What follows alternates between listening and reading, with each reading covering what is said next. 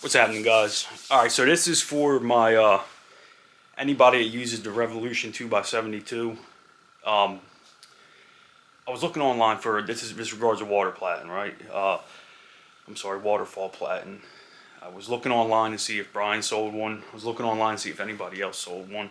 I couldn't find it anywhere, so I made some modifications. I messed around with this thing for like 5 hours, man, and it was so simple because all I had to do was just pretty much drill one hole to make it accessible to swap out with a WaterFall Platen.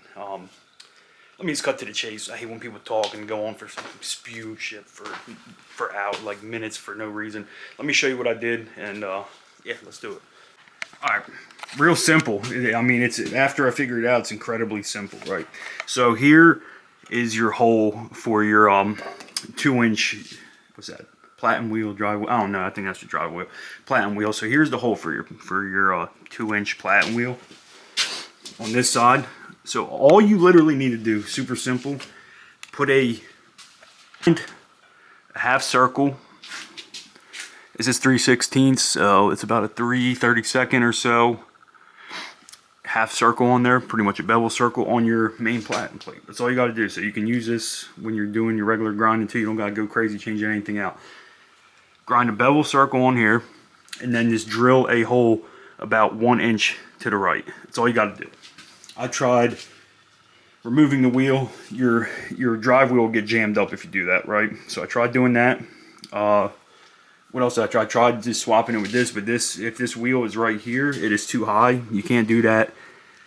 So I was thinking, and then I started getting into it a little too much, and I was like, dude, there has to be something simple, because my only other option from here was building like a raised contraption, pretty much build one of these on a 90-degree angle on a, but raise it up that, or grab like a 1/2-inch plate so it's raised up. So with the last thing, I was like, you know what, try to drill a hole back, because this gives the clearance it needs, because if the wheel's here, the clearance is too high where you can't do it.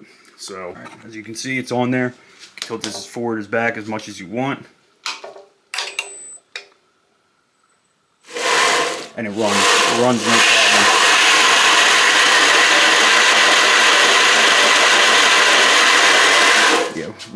If you try to just remove this wheel, I don't know with me or if it'll happen to anybody else, but this gets locked up. It won't roll.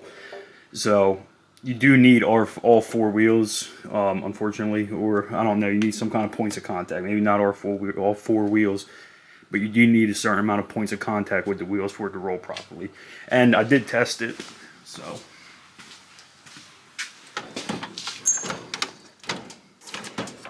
The hand sanding is just driving me crazy, guys. I can't.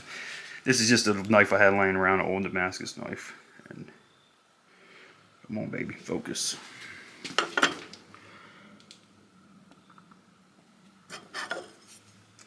Yeah, as you can see, it works flawlessly.